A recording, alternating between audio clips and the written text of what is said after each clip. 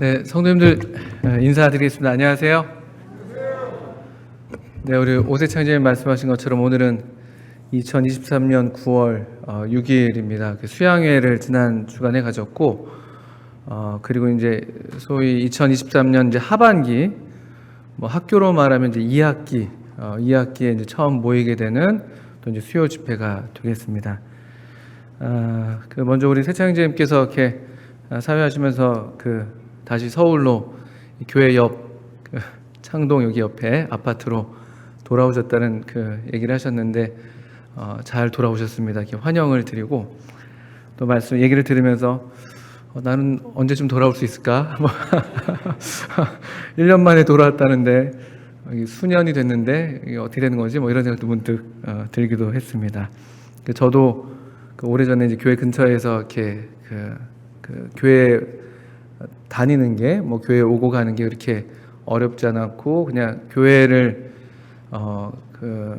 집 마루 삼아서 아이들이 여기서 이제 놀고 이렇게 크고 그랬던 그런 날들이 금방 오래 안 된 것 같은데도 벌써 이렇게 시간이 됐나 싶기도 했습니다. 오늘 또 컴퓨터를 이렇게 좀 정리를 하다가 옛날 한 10여 년 전 동영상이 하나 나오더라고요. 저희 아이들 어릴 때 주일학교에서 이렇게 율동하고 찬송하는 나연우, 나연민, 배진우, 배선우, 이은우, 안지민 이런 애들이 와가지고 나와서 이렇게 주일학교 때 이렇게 율동하는 모습을 봤었는데 어쨌든 그냥 문득 하여튼 교회 근처에 이렇게 함께 하시는 성도님들이 참 복을 누리신다 생각이 들고 또 그런 만큼 또 저도 또 우리 모든 성도님들도 계속 모이기에 힘쓰시고 또 모여서 서로 위로하시고 또 기쁨을 나누시고 격려하시는 그런 복된 그런 모임 생활들 하시면 또 이렇게 누리시면 좋겠다 싶습니다. 우리 2023년도 2학기 수요 집회에는 주님이 허락하시면은 저희가 이제 사무엘 상을 공부하고 그리고 여기 또 지난 바로 직전까지는 견고한 진과 맞서 싸운 믿음의 사람들의 이야기도 또 함께 배웠었습니다. 그리고 이제 다시 돌아와서 우리는 또 사무엘 하, 오늘부터는 사무엘 하를 2학기에는 계속 좀 공부를 해 나가게 될 텐데요. 주님께서 도우셔서 이 하나님의 사람을 통해서 세우시는 하나님의 나라의 이야기, 또 하나님의 나라, 하나님께서 바라셨던 그런 나라가 또 어떤 모양으로 이렇게 진행되어 가는지 그런 이야기들을 통해서 함께 또 주님께서 우리에게 주시는 교훈들, 또 우리에게 바라시는 또 우리가 지금 여기에서 또 함께 하나님의 백성으로 모여 살면서 또 우리에게 바라시는 하나님의 사람들, 또 하나님의 이 나라의 한 부분으로서 이 특별한 하나님의 백성된 교회로서 또 어떻게 우리가 드려져야 될지 또 주님께서 우리에게 복을 주셔서 또 가르쳐 주시고 인도해 주시기를 바랍니다. 오늘은 사무엘하 1장, 사무엘하 1장에서 함께 다시 이제 이 사무엘서 공부를 시작하게 되겠는데요. 구약성경 463쪽인가요? 사무엘하 1장을 한번 같이 펴주시겠고요. 한번 1장을 읽어보려고 합니다. 전장을 27절까지가 있는데요. 다들 아시겠습니다만 사무엘서는 원래 사무엘 상하로 나눠져 있지 않습니다. 원래는 이제 한 권으로 되어 있는데 분량이 너무 이제 많다 보니까 어느 시점에서 이제 편의상 이렇게 두 권으로 나뉘는 것입니다. 그래서 사실은 이야기에 다 아시겠습니다. 이야기의 연속성이 있는 것이죠. 그래서 우리가 이런 수요 집회 때마다 어떤 한 장 한 장을 배워 나간다든지 어떤 한 단락들을 배워 나가게 되겠지만 계속 염두에 두실 것은 이것이 하나의 커다란 이야기. 사람으로 말하면 한 인물 다윗의 이야기이기도 하고 또 조금 더 크게 말씀드리면 아까 말씀드린 것처럼 하나님의 나라의 이야기다. 이렇게 이제 보시면 좋을 것 같습니다. 그럼 사무엘하 다 펴진 줄 알고요. 1장 1절부터 27절까지 제가 천천히 한번 읽어보겠습니다. 미리들 다들 읽어오셨겠습니다만 또 함께 또 읽는 데에서도 주님께서 주시는 복이 있다고 믿습니다. 사울이 죽은 후에 1장 1절부터입니다. 사울이 죽은 후에 다윗이 아말렉 사람을 쳐 죽이고 돌아와 다윗이 시글락에서 이틀을 머물더니 사흘째 되던 날에 한 사람이 사울의 진영에서 나왔는데 그의 옷은 찢어졌고 머리에는 흙이 있더라. 그가 다윗에게 나와 땅에 엎드려 절하매 다윗이 그에게 묻되 너는 어디서 왔느냐 하니 대답하되 이스라엘 진영에서 도망하여 왔나이다 아니라. 다윗이 그에게 이르되 일이 어떻게 되었느냐 너는 내게 말하라. 그가 대답하되 군사가 전쟁 중에 도망하기도 하였고 무리 가운데 엎드려져 죽은 자도 많았고 사울과 그의 아들 요나단도 죽었나이다 하는지라. 다윗이 자기에게 알리는 청년에게 묻되 사울과 그의 아들 요나단이 죽은 줄을 네가 어떻게 아느냐. 그에게 알리는 청년이 이르되 내가 우연히 길보아 산에 올라가 보니 사울이 자기 창에 기대고 병거와 기병은 그를 급히 따르는데 사울이 뒤로 돌아 나를 보고 부르시기로 내가 대답하되 내가 여기 있나이다 한즉 내게 이르되 너는 누구냐 하시기로 내가 그에게 대답하되 나는 아말렉 사람이니이다 한즉 또 내게 이르시되 내 목숨이 아직 내게 완전히 있으므로 내가 고통 중에 있나니 청하건대 너는 내 곁에 서서 나를 죽이라 하시기로 그가 엎드러진 후에는 살 수 없는 줄을 내가 알고 그의 곁에 서서 죽이고 그의 머리에 있는 왕관과 팔에 있는 고리를 벗겨서 내 주께로 가져왔나이다 하니라.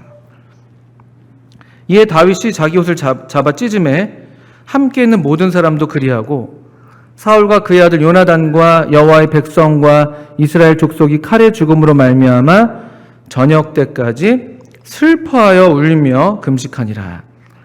다윗이 그 소식을 전한 청년에게 묻되 너는 어디 사람이냐 대답하되 나는 아말렉 사람 곧 외국인의 아들이니이다 하니 다윗이 그에게 이르되 네가 어찌하여 손을 들어 여호와의 기름 부음 받은 자 죽이기를 두려워하지 아니하였느냐 하고 다윗이 청년 중 한 사람을 불러 이르되 가까이 가서 그를 죽이라 하매 그가 침에 곧 죽으니라.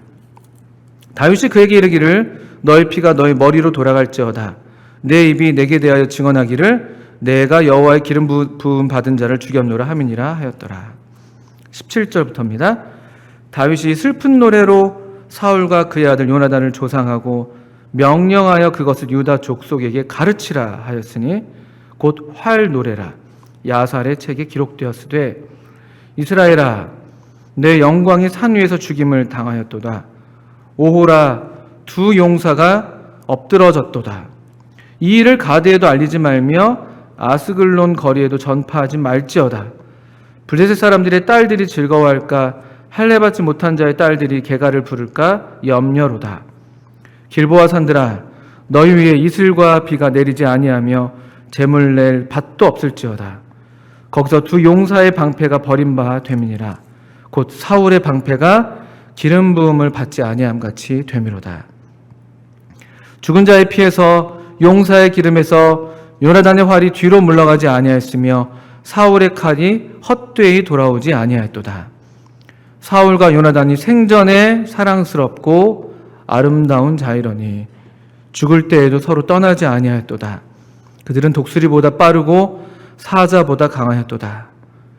이스라엘의 딸들아 사울을 슬퍼하여 울지어다.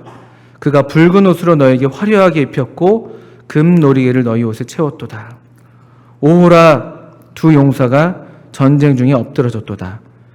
요나단이 내 산 위에서 죽임을 당하였도다. 내 형 요나단이여 내가 그대를 애통함은 그대는 내게 심히 아름다움이라. 그대가 나를 사랑함이 기이하여 여인의 사랑보다 더하였도다. 오호라 두 용서가 엎드러졌으며 싸우는 무기가 망하였도다 하였더라. 전장을 한번 읽어봤습니다. 사무엘하 1장 우리가 읽은 이 이야기는 1장 1절에서 보시는 것처럼 사울이 죽은 후에라는 말로 시작이 됩니다. 다 아시는 것처럼 사무엘 상에서 이 사울이 다윗을 계속해서 죽이고자 그런 위협하는 그런 위태로운 이야기들이 계속 이어지고 있었죠. 일종의 일반적인 이야기에서 아주 그런 위기 상황들이 많이 있었습니다. 그런데 그 위기가 이제 끝나가는 그런 장면처럼 보이는 것이죠. 사울이 죽음에 이렇게 되어 있습니다. 사울이 죽은 후에 그 이야기가 이제 하나의 커다란 이제 전환, 앞선 이야기에서 아주 그 반동적인 인물로서 부각됐었던 사울이라는 인물이 이제 죽게 된 겁니다. 그러니까 이 이야기는 아주 커다란 전환이 올 것을 우리에게 암시하고 있는 것이죠. 그리고 다윗은 그렇지만 사울이 죽은 줄을 아직 알지는 못합니다. 그래서 그가 머물러 있었던 시글락이라는 곳에서 이틀을 좀 더 머물고 있는 것이죠. 이게 이제 이야기가 이제 다시 또 이제 잠복되면서 또 이제 새로운 이야기로 나아가는 요 발판이 여기 지금 1장 1절에 놓여 있고요. 그래서 우리는 계속해서 염두에 두는 것이 이것이 하나의 커다란 이야기 한 지금 부분이라는 것을 우리로 잊지 않게 하는 그런 부분이라고 여겨집니다. 그런데 흥미로운 것은 사울이 죽은 후에 그래서 이제 그 거대한 이 이야기의 흐름이 지금 판도가 바뀔 것을 우리가 다 이렇게 기대하고 있는데 사울이 죽은 후에 그럼 바로 앞서 있었던 이 중요한 인물이었던 사울과 대립관계에 있었던 다윗의 이야기로 또 다윗이 사울이 죽었으니까 이제 다윗이 왕이 되는 이야기가 바로 나올 것을 우리가 보통 기대하기 마련인데 여기 흥미롭게도 이 사무엘하 1장에는 다윗이 바로 왕위에 오르는 그런 이야기가 여기 바로 되어 있지 않고요. 우리가 굳이 알아야 되나? 할 만한 그런 이야기가 지금 여기 기록되어 있는 것들을 좀 보실만 합니다. 이게 아말렉 청년, 한 청년이 이 다윗에게 와서 사울의 죽은 이 소식을 전하는 그런 이야기, 그리고 이 소식을 접한 다윗이 어떻게 반응했는가, 이 이야기가 꽤 지금 우리가 읽은 만큼 꽤 긴 분량으로 여기 지금 1장에 들어가 있는 것이죠. 이야기 한 가운데 이것이 있는 거예요. 그러니까 이것이 보통 그냥 이야기는 아닙니다. 사울이 죽은 후에 마침내 다윗이 왕위에 올랐더라, 이렇게 해도 그냥 문제가 없는 그런 이야기 흐름인데 여기에 지금 아말렉 청년의 이야기가 들어있는 것이죠. 그리고 1장 1절부터 우리 16절까지 그 이야기 부분에서 특별히 이 사무엘서 기자가 왜인지 모르게 또 이야기가 삽입된 것도 그렇지만요, 계속해서 반복해서 지금 이 청년 또 이 청년에 속한 민족을 언급하고 있는 것을 보게 되시죠. 1장 1절을 보시면 다윗도 지금 사울은 죽었고요, 다윗이 왕위에 아직 오르진 않았고요, 근데 다윗이 그때 어떤 일을 했나 보니까 아말렉 사람을 쳐 죽이고 돌아왔죠. 아말렉 사람을 쳐 죽이고 돌아온 그런 시점입니다. 그리고 여기 지금 사울의 죽은 소식을 알려주는 그 청년이 누군가 보니까 1장 8절에 보시면 내게 이르되 너는 누구냐 하시기로 내가 그에게 대답하되 나는 아말렉 사람이니이다 라고 이 청년이라고 묘사되고 있는데요, 이 청년의 또 이 족속이 아말렉 족속이라는 것, 그리고 또 13절에서 다시 다윗이 다시 한번 이 청년의 어떤 이 소속을 확인하는 그런 질문을 하죠. 너는 어디 사람이냐? 그리고 역시 또 이 청년은 나는 아말렉 사람입니다.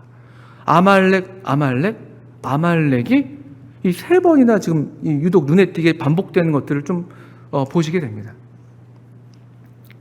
여러분 아시는 것처럼 이 아말렉 족속은 성경에서 아주 독특한 그런 의미를 띠고 있는 족속인 것을 다들 아실 거예요. 아말렉 족속이 아말렉이라는 이름이 처음 등장하는 곳이 찾아보니까 창세기 36장에 에서의 후손, 그러니까 아말렉 족속의 기원은 에서입니다. 에서.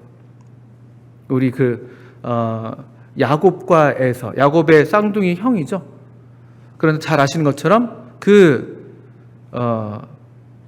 자기의 어떤 식욕, 이 육신의 정욕을 이기지 못해서 장자의 권리라는 아주 특별한 권리를 그냥 한 그릇 팥죽에 내다 팽개쳐버린 전형적인 육신적인 사람, 육신의 상징이죠. 육신의 화신. 그가 바로 에서입니다. 그리고 에서의 후손으로 아말렉 족속이 이제 생겨나죠. 그리고 그 뒤로 여러분 또 보시는 것처럼 우리 출애굽기 17장에 직접 찾아서 보셔도 좋겠습니다. 출애굽기 17장을 보시면 여기 이스라엘 백성들이 이제 출애굽을 해서 나온 그 여정 가운데 아말렉 사람들이 갑자기 등장하는 게 출애굽기 17장에 나오는 것을 다 아십니다.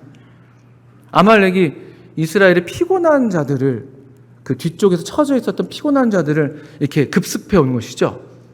그때 여호수아를 보내서 싸우게 하고 모세와 아론과 훌, 특별히 이제 모세가 이제 그 기도하는, 그래서 그 위대한 승리를 거두는 장면이 여기 출애굽기 17장에 나옵니다. 그런데 이 출애굽기 17장에서 17장 8절을 보시면 아말렉의 등장을 묘사할 때 이런 어떤 그 부사라고 그러죠. 이런 보충적인 말들이 그냥 있는 말들은 아닌데 17장 8절을 보시면 그때에 아말렉이 와서 이렇게 되어 있습니다.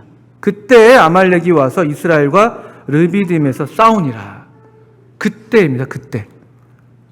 그때는 어떤 때인가 보니 17장 그럼 8절 앞서 있는 이야기가 이어지고 있는 것이죠. 어떤 때인가 보니까 16장, 17장에서 이스라엘 백성들이 우리에게 먹을 것을 달라고 원망하던, 또 우리에게 물을 달라고 원망하고 불평하고, 그리고 그래서 이제 모세를 돌로 쳐서 죽일 것만 같은 그런 위태로운 상황이에요. 17장 이를테면 4절에서 모세가 하나님께 부르짖을 때 물이 없다고 우리한테 물 달라고 하면서 지금 모세한테 덤벼드는데 이게 그냥 어린애가 투정하는 그런 수준이 아닙니다. 이 17장 4절을 보시면 모세가 여호와께 부르짖어 이르되 내가 이 백성에게 어떻게 하리이까? 그들이 조금 있으면 내게 돌을 던지겠나이다. 아주 살기등등한 거예요. 이런 모습이 출애굽기 17장에 등장하는 아말렉의 모습입니다. 이 출애굽기 17장의 이 아말렉의 이 사건을 신명기 25장에서 다시 한번 모세가 또 한번 이제 2세대 이스라엘 사람들에게 유언처럼 명령을 주면서 다시 한번 이 아말렉 사람들에 대한 특별한 명령을 덧붙이는 게 신명기 25장에 나오는데요. 그 말씀도 좀 보겠습니다. 신명기 25장 17절부터 보시면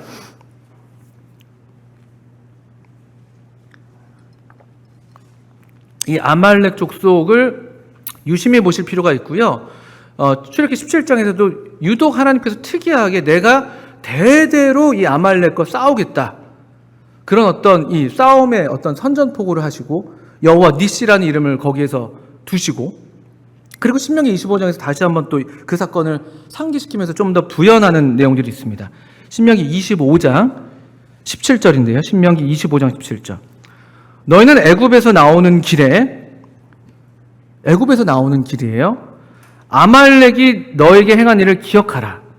곧 그들이 너를 길에서 만나 네가 피곤할 때 내 뒤에 떨어진 약한 자들을 쳤고, 그리고요 하나님을 두려워하지 아니하였느니라.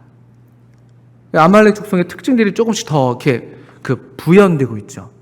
단순히 어떤 그냥 피곤할 때 그 이스라엘 백성을 쳤어, 이것도 있지만 그들의 중심을 지금 밝혀내고 있는데요. 그들은 하나님을 두려워하지 않았다, 이렇게 얘기하고 있습니다. 그러면서 너가 약속의 땅에 들어갈 때 아말렉에 대한 기억을 지워버려라. 아말렉이 이 땅에서 기억되지 않게 멸절하라, 이런 말이 되는 것이죠. 그리고 그 아말렉을 이 땅에서 지워버리라는 이 명령을 너는 잊어버리지 말아라, 이렇게 아주 재미있는 어떤 언어 유희같이 이런 말들을 배치하면서 그런 명령이 또 주어집니다. 아말렉 족속은 하나님을 두려워하지 않는 그런 속성이 있는 특징을 좀 보이고 있죠. 그리고 또 사무엘상으로 넘어오시면요, 사무엘상에서 또 한 번 아말렉 사람의 이야기가 나옵니다. 이게 왜 제가 이 말씀을 드리냐면요, 하나님의 나라가 서는 데 있어서 다윗을 통해서 하나님의 나라를 이제 세워 가시는 것이에요. 사울은 하나님의 나라를 세우는데 실패한 인물이었습니다. 왜냐하면 그가 아말렉과 영합했기 때문에 그런 것이에요. 반면에 하나님의 나라를 세우기 직전에 이 다윗이 마지막 시험을 마치 당하는 것 같은 그런 이 장면이 사무엘하 1장의 장면이라고 볼 수가 있는 것이에요. 그 대비를 좀 보실 필요가 있는데, 사무엘상 15장을 보시면 또 여러분 잘 아시는, 우리가 이미 읽고 배웠었으니까요. 사무엘상 15장에 1절부터 보시면 이게 대단히 중요한 말씀이라고 여겨집니다. 사무엘상 15장 1절. 사무엘이 사울에게 이르되 여호와께서 나를 보내어 왕에게 기름을 부어 그의 백성 이스라엘 위에 왕으로 삼으셨은즉 이제 왕은 여호와의 말씀을 들으소서. 하나님께서 당신을 이스라엘 왕으로 삼았습니다. 왕으로서 이제 하나님께서 첫 번째 왕이 된 사울에게, 왕으로서 사울에게 맡기는 어떤 이 임무가 있는 것이에요. 첫 번째 임무가 무엇인가 보니까 직접적으로 하나님께서 주신 임무예요. 이게 하나님의 이 백성들의 왕이 된 사울에게 직접적으로 하나님께서 주신 임무, 명령. 그것이 보니까 2절을 보시면 그 왕이 된 사울에게 만군의 여호와께서 이같이 말씀하시기를 아말렉이 이스라엘에게 행한 일, 곧 애굽에서 나올 때에 길에서 대적한 일로 내가 그들을 벌하노니 지금 가서 아말렉을 쳐서 그들의 모든 소유를 남기지 말고 진멸하되 아말렉을 치라는 명령을 주시죠. 그런데 이 하나님의 백성들의 왕으로 세워진 기름 부음 받은 이 하나님의 나라의 왕으로서 이 좌우해야 될 이 사울 왕이 어떻게 하는가 봤더니만 이 아말렉에 대한 이 특별한 하나님의 명령에 대해서 그가 어떻게 반응하는가 15장 8절을 보시면 아말렉 사람의 왕 아각을 어떻게 했다고 되어 있죠? 사로잡았습니다. 하나님은 진멸하라고 말씀하셨죠. 그들의 모든 소유를 남기지 말고 남녀, 소와, 젖 먹는 아이, 우양, 낙타, 나귀 등등 아말렉에 속한 모든 것은 다 진멸하라고 분명히 3절에서 명령하셨는데 사울이 8절에서 웬일인지 아각은 그냥 사로잡아둬요. 살려두는 것이죠. 9절에서 또 보시면 왜 그렇게 했나 봤더니만 사울과 백성이 아각과 아말렉 왕 아각이죠. 아각과 그의 양과 소의 가장 좋은 것 또는 기름진 것과 어린 양의 모든 좋은 것을 남기고 진멸하기를 즐겨 아니하고 가치 없고 하찮은 것을 진멸하니라.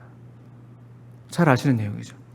사울이 이 아말렉을 진멸하지 않았습니다. 이유는 탐욕. 좋은 것들이 너무 많은 거죠. 좋아 보이는 게 너무 많은 거예요. 너무 진멸하기가 아까운 것이죠. 이게 사울이 하나님 나라의 왕이 되지 못한 근본적이고 결정적인 이유입니다. 그 뒤로도 사울이 많이 잘못하지만 여기서 이미 끝났어요. 지금 이 하나님께서 특별하게 하나님의 이 나라를 지금 세우시는데 하나님의 섭리 가운데 하나님께서 하나님의 나라를 세우시고 이 나라를 서게 하실 때 하나님께서 이 특별하게 기름 부으신 그 왕으로서 사울이 여기에서 그대로 결격합니다. 그래서 15장 10절, 11절에 보시면 하나님께서 그를 그냥 버리시는 거예요. 내가 사울을 왕으로 세운 것을 후회하노니 그가 돌이켜서 나를 따르지 아니하며 내 명령을 행하지 아니했다. 그래서 그 뒤에 이어지는 말씀들이 얼마나 무서운 말씀인지. 그럼에도 이제 사울 왕은 이 문제의 심각성을 깨닫지 못하고 그저 사람들 앞에서 좀 체면 치레를 좀 하기 위해서 사무엘을 붙드는 그런 비참한 이야기가 15장 후반부에 나오는 것이죠. 이게 이제 사울의 이야기입니다. 이 아말렉의 이야기가 창세기서부터 아말렉의 조상인 에서에서부터 쭉 이어지고 있는데 이 아말렉이 나타내는 이 육신이죠, 육신. 아말렉 그리고 아말렉의 이 조상인 에서가 나타내는 중요한 의미. 그렇기 때문에 하나님께서 대대로 그 아말렉과 싸우겠다고 선언할 수밖에 없었던 이유.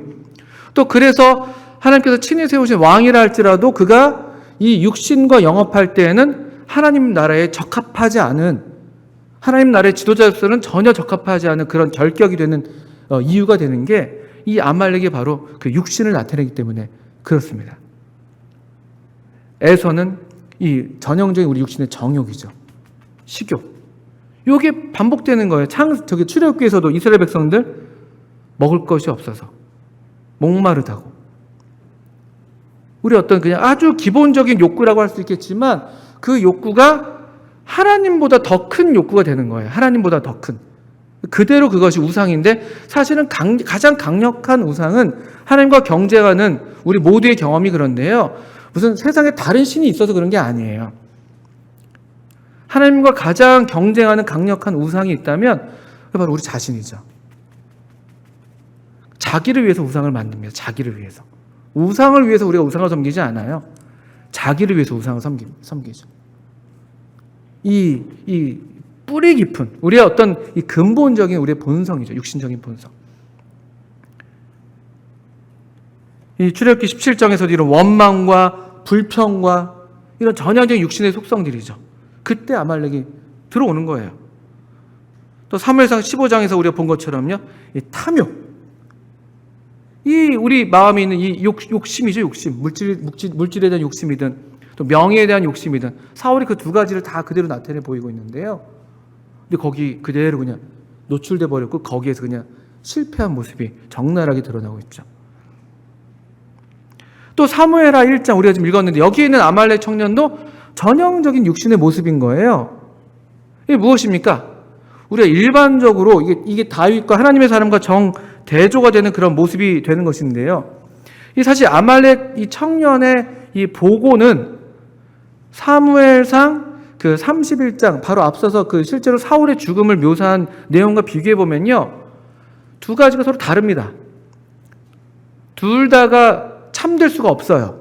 왜냐하면 사무엘상 이 31장에서는 사울이 화살에 맞았고 자기가 더 오래 못 살 것 같으니까 자기를 따르는 그 병기든 그 자에게 내가 욕된 죽음을 당하지 않게 나를 죽여라 했는데 그 병기된 자가 내가 어떻게 감히 이 기름 부음 받은 자를 그렇게 하겠냐 하면서 못 죽여요.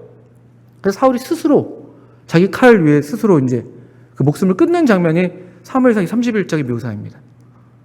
근데 사무엘하 1장에 여기 아말렉 청년의 지금 보고는요, 그것과 다르잖아요. 어떻게 다르냐면은 사무엘상 31장에서는 아까 사울은 자기가 스스로 목숨을 끊었다고 얘기하는 반면에 사무엘하 1장에서는 자기가 10절에서 보신 것처럼 내가 알고 그의 곁에 서서 죽이고. 왜 이렇게 거짓말을 할까요? 왜 내가 죽였다고 얘기하게 할까요? 그리고 실제로 사울에게 있었던 관에 아마도 관 전체라기보다는 관 앞에 있었던 장식쯤 될 텐데요. 관과 고리를 벗겨서 좀 갖고 왔다고 하는 걸 보면 그 장면 가까운 데 있었던 것 같긴 해요. 대강 그걸 아는 거죠. 어떻게? 대강은. 그 사울의 죽음 곁에 있어서 사울의 죽음으로써 지금 왜 이렇게 하는 걸까요? 왜 거짓말을 하고 이렇게 다윗에게 이런 어떤 사울에게 있었던 관의 어떤 장식을 가져오고 고리를 가져오면서 왜 그러는 걸까요? 우리가 쉽게 짐작할 수 있습니다. 자기가 유공자라는 거죠. 유공자. 제가 당신의 원수 사울 제가 죽였습니다. 제가 여기 또 충성을 맹세하기 위해서 가져왔습니다. 얼마나 이 비겁한 모습이에요. 저는 마치 이게 사무엘상 1장 2절 같은 데서 보시면 사울째 되는 날에 한 사람이 사울의 진영에서 나왔는데 라고 되어 있는데 마치 막 그 무슨 쥐새끼 같은 게 한 마리가 막 이렇게 겨우 살아남아서 이렇게 또 어떻게 살궁리를 하나 그런 모습처럼 보이기도 합니다. 아주 전형적인 비겁한 어떤 기회주의자의 모습이죠. 그리고 다른 사람의 죽음, 가장 최고의 불행이잖아요. 가장 최고의 비극이잖아요. 한 사람이 죽었어요. 임금이 죽었습니다. 그 죽음 앞에서 죽음을 자기의 어떤 성공의 기회로 삼으려는 이거야말로 가장 인간 존엄성에 벗어나는 거기에 완전히 대적하는 일이에요. 그렇지 않습니까? 몰라도 너무 모르는 거죠. 근데 이게 전형적인 인간 본성이잖아. 다윗과 사울은 원수지간이야. 원수지간인데 사울이 죽었으니까 다윗이 좋아하겠어, 싫어하겠어? 이런 생각하는 거겠죠. 당연히 어떻게 하겠습니까? 어떻게 생각했습니까? 아말렉 청년이요. 원수가 죽었으니까 당연히 좋아하겠지. 이게 우리 인간 본성이잖아요. 이 아말렉 청년은 본인도 그랬거니와 전형적인 인간 본성에 그냥 그 기생해서 살아가는 그 자체를 나타낸다고 볼 수가 있죠. 근데 흥미로운 건 이 성경의 이 그 묘사들이 그냥 있다고 제가 여기지는 않는 이유가 1장 1절에서 다윗이 이때 이런 말씀을 굳이 써놓는 거예요. 누굴 쳐서 돌아와 있다고 되어 있습니까? 아말렉 사람을 다윗은 쳐 죽이고 왔어요. 우리 성경 번역이 재밌습니다. 그냥 죽이고 왔다 이렇게 해도 되는데 쳐 죽이고 왔다 이렇게 표현되어 있어요. 참 그 사무엘상 30장에서 아말렉 그 사람의 이야기가 한 번 더 나오는데 시글락에서 이것도 되게 하나님의 섭리죠. 사실은 이 사울과 요나단이 죽었던 그 전투에 다윗이 나갈 뻔했잖아요. 어쩌면 다윗의 손에 사울과 요나단이 죽었을지도 몰라요. 만약에 나갔더라면요. 근데 하나님께서 섭리 가운데 그가 그 전투에 나가지 않게 했고요. 다시 시글락에 돌아왔더니만 그 아말렉 사람들이 와가지고 다윗과 다윗의 그 부하들의 가족들을 다 사로잡아 갔잖아요. 또 그때 우리 본성이 드러나거든요. 사무엘상 30장에서도요. 그 다윗의 부하들이 자기의 자녀들, 특별히 자기 자녀들이 그 포로로 사로잡혔다는 소식을 듣고는요. 다윗을 어떻게 하려고 했는지 여러분 아십니까? 예, 아까 모세가 그 호소했던 거랑 비슷하죠. 모세는 그럴 뻔한다고 하면서 약간 위협을 느꼈던 그런 정도의 얘기를 한다면요. 사무엘상 30장은 아예 30장 6절 보니까 다윗을 돌로 치자. 이게 인간 본성이에요. 사람의 마음이 그렇습니다. 사람이 그냥 그래요, 원래.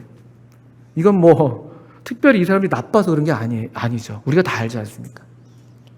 그렇게 자신들이 어려울 때, 환난 당했을 때 함께 와가지고 그 생사고락을 같이 하면서 충성을 맹세했을 다윗인데도 불구하고 자기 자녀들 때문이라고 되어 있어요. 이거 되게 흥미롭죠. 이 자녀에 대한 우리 본능적인 마음들, 그게 우리의 육신이 될 수도 있어요. 그게 하나님의 어떤 나라의 법에 상치될 수도 있습니다. 이 우리의 본성적인 이 부성애든 모성애든 이라 할지라도 하나님의 사람들은 그 모든 어떤 육신의 어떤 그 본성들을 뒤로하고 하나님을 최우선으로 여기는 사람들이서 하나님의 사람들인 것이죠. 그래서 이삭이 그랬고 자기 아들을 바치기까지 하려고 했던 것이에요. 이삭은요. 여기 사무엘 30장 6절에서도 이 아말렉의 전형적인 모습, 어떤 그런 특성들이 그대로 오염된 모양으로 나타나는 것이죠. 아말렉이 들락날락하면 이렇게 되는 거예요. 우리 본성이 그냥 발현되는 거죠. 근데 우리는 그게 나쁜지도 몰라요. 원래 우리가 그러니까.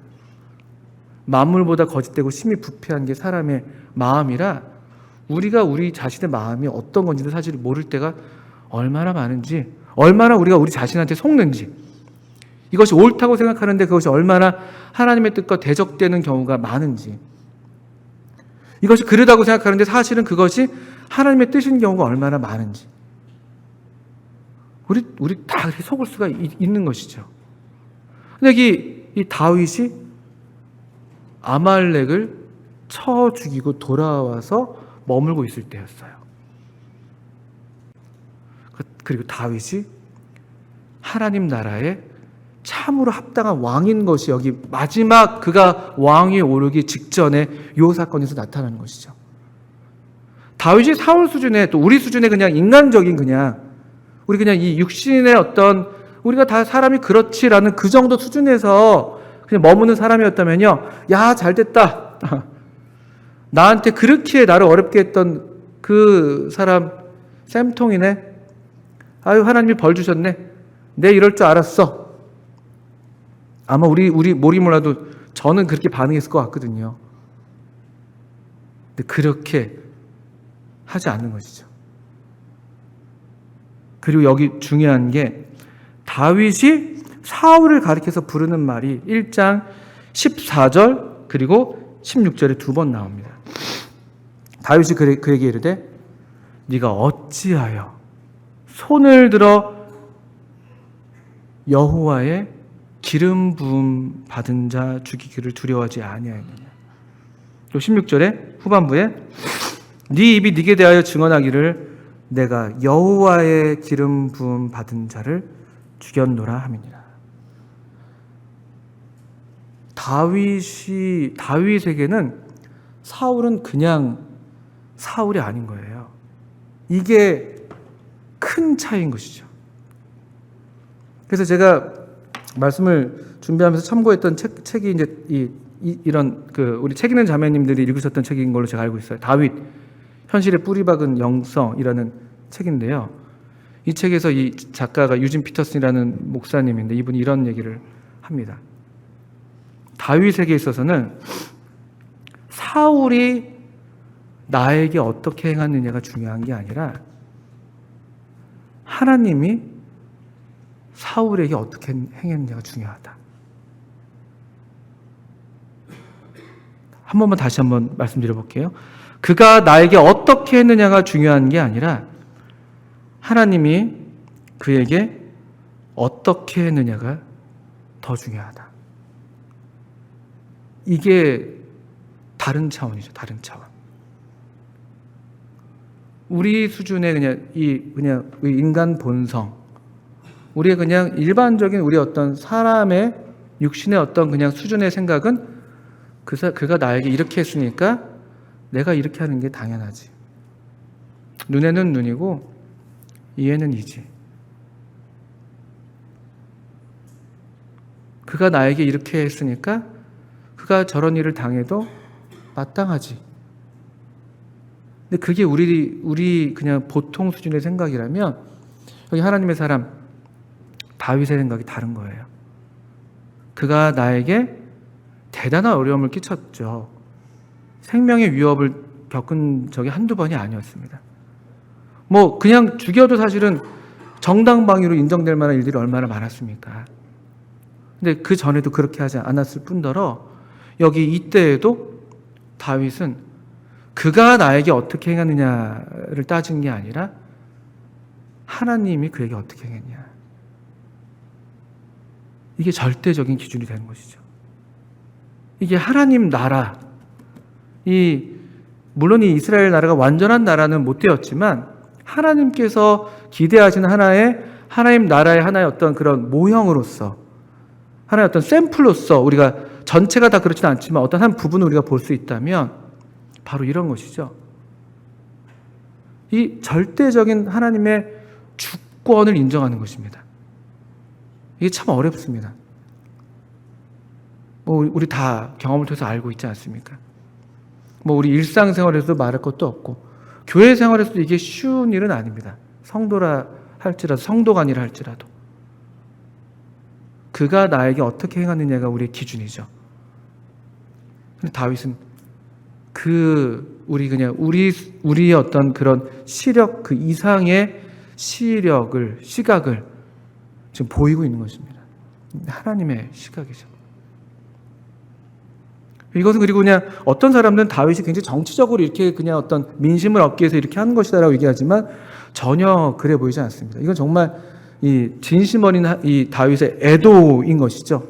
12절에 보신 것처럼 사울과 그의 아들 요나단과 여호와의 백성과 이스라엘 족속이 칼의 죽음으로 말미암아 저녁 때까지 슬퍼하여 울며 금식했다. 진정한 어떤 애도인 것이죠. 이런 애도가 가능한 이유는 사울을 자신의 원수로 보지 않았기 때문에 그런 것이죠. 물론 요나단은 말할 것도 없지만 사울을 자기의 원수로 본 것이 아니라 여기 하나님의 기름 부음 받은 자로 그가 확실하게 보고 그렇게 알고 믿었기 때문에, 그렇기 때문에 이런 진심 어린 애도와 슬픔이 나오는 것이죠.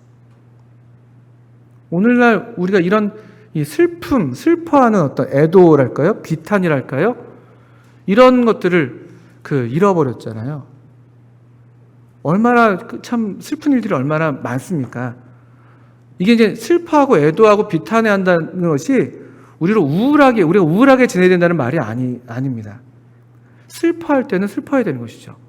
우는 자들과는 함께 울 줄 알아야 되는 것이고, 기뻐하는 자들과는 함께 기뻐할 줄 알아야 되는 것이고요. 요즘에는 그런 모습이 사회적으로 너무 이게 참 그렇잖아요. 여전히 우리도 이런 아말렉 청년의 모습들이 얼마나 많이 횡행합니까? 타인의 불행은 나의 행복이고, 오히려 어떤 이런 비극적인 것들이 또 어떤 다른 기회에, 다른 어떤 자신들의 어떤 이익을 실현하는데 하나의 도구로 사용하려고 하고, 이 아주 비인간화되어 있는, 육신을 따르면 우리가 인간적이 되는 게 아니라 사실은 아주 그것만큼 인간적이지 않는 모습이 없죠. 우리는 우리 자신을 위해서 그렇게 한다고 생각하지만 애도를 다 잃어버리고 슬픔을 잃어버리고, 그 인사이드 아웃이라는 그 영화 애니메이션이 있었어요. 몇 년 전에 있었는데 아마 청소년들이나 어린이들을 많이 봤을 텐데, 거기에 이제 감정들을 인격화해서 이제 애니메이션이 나오는데, 물론 이제 좋은 결말이 됩니다. 성숙해 가면서 좋은 결말이 되는데, 근데 미숙할 때 어떤 모습을 보이냐면요, 슬픔에 대해서, 슬픔이라는 감정에 대해서 아주 부정적으로 보는 거예요. 우리가 다 그렇거든요. 슬픔은 뭔가 부정적이고 뭔가 이렇게 좀 그렇고. 근데 어떻게 슬프지가 않을 수가 있습니까? 우리가 살아가는데요.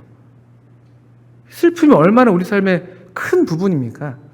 일부러 슬퍼할 필요는 없지만 우리 이 삶의 엄연한 현실인 이런 어떤 비극에 대해서 우리가 볼 수 있어야 되는 것이죠. 마땅히 슬퍼할 수 있어야 되는 것이죠.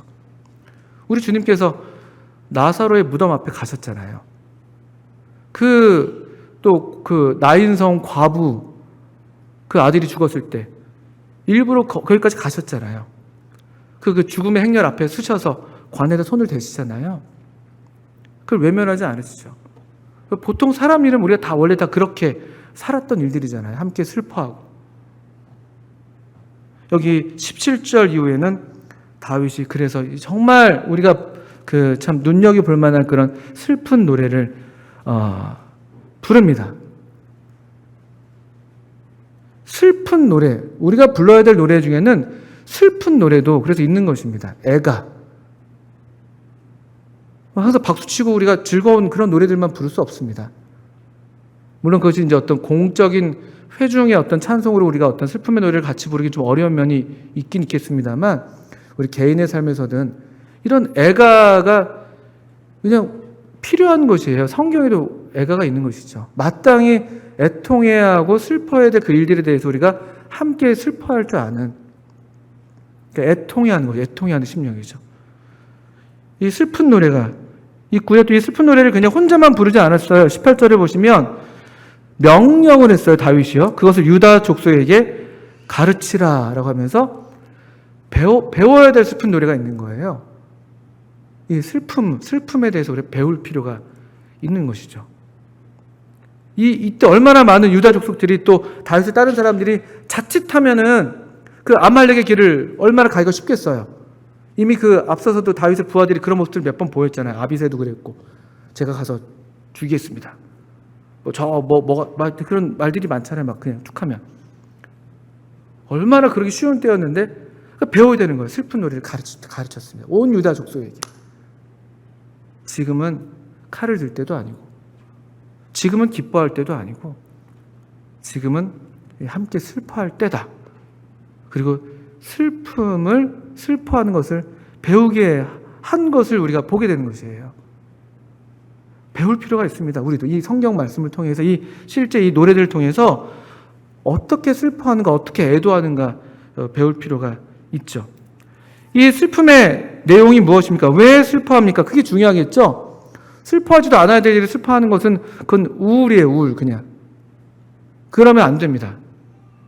또는 이 슬픔을 그냥 외면하려고 다른 어떤 일에 탐닉하는 어떤 중독으로 나가서 안 되고, 또는 우리가 그냥 정상적으로 반응할 그 이상의 슬픔의 무게에 눌린다든지 그런 분위기에 짓눌리는 그것도 아니에요. 그것도 성경에서 가르치는 바가 아닙니다.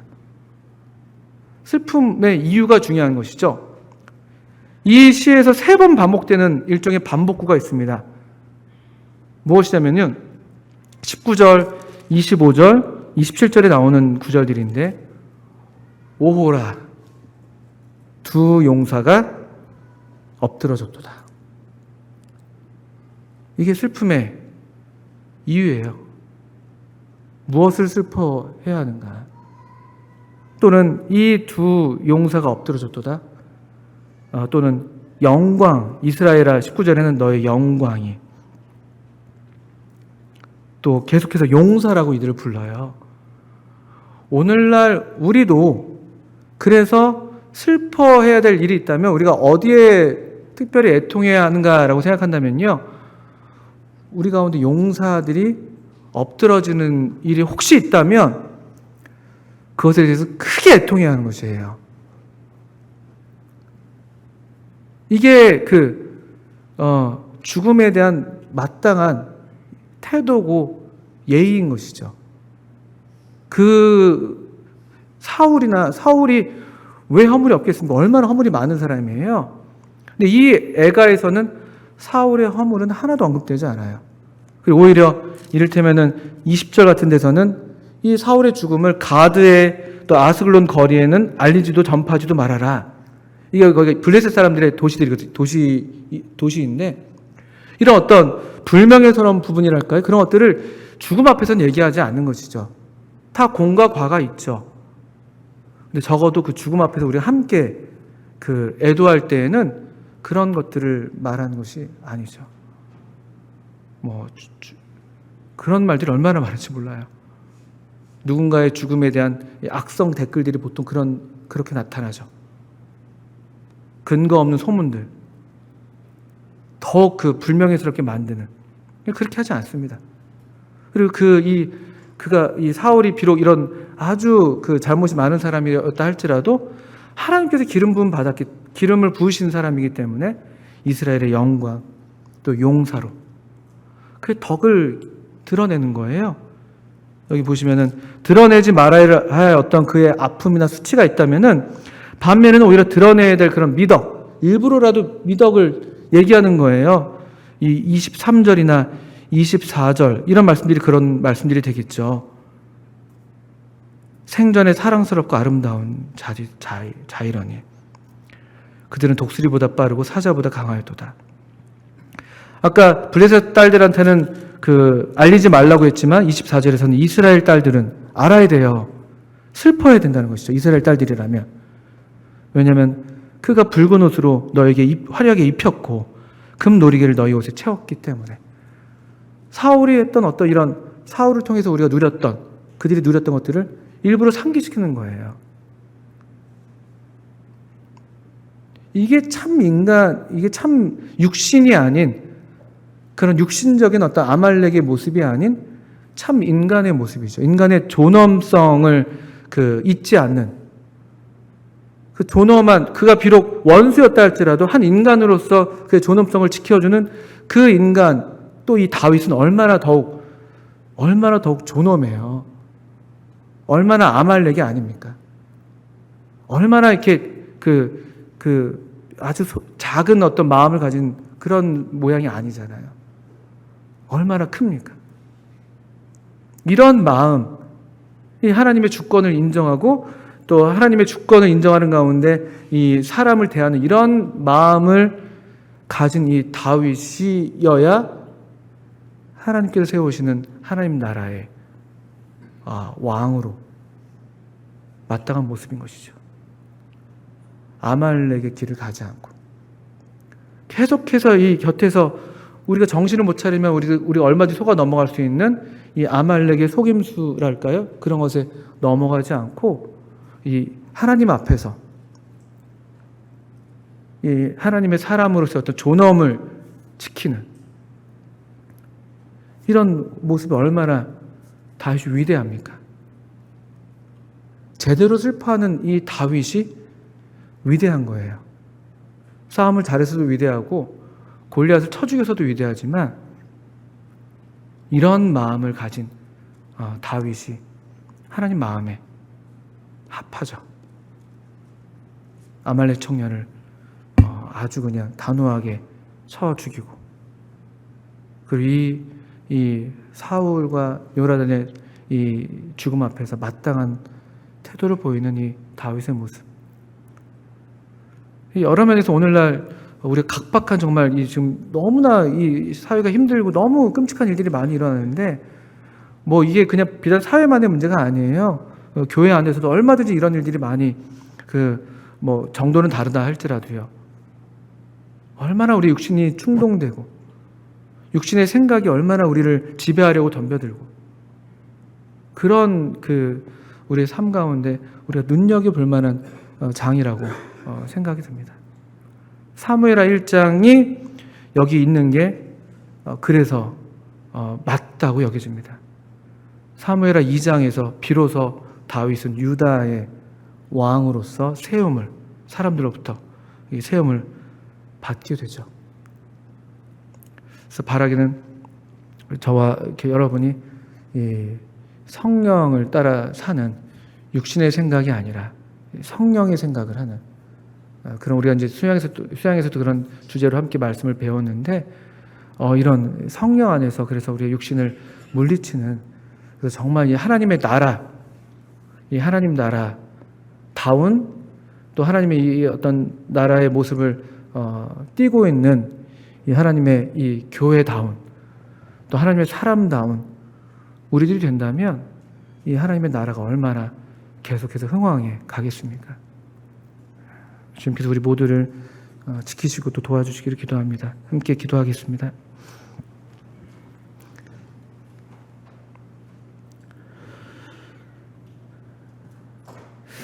아버지 하나님, 참 주님께서 사도를 통해서 경고하신 대로 정말 자기를 사랑하느라 참 미쳐 날뛰는 이런 마지막 때에 저희들이 참 이런 모든 것이 어지럽고 나라들이 혼란하고 또 백성들이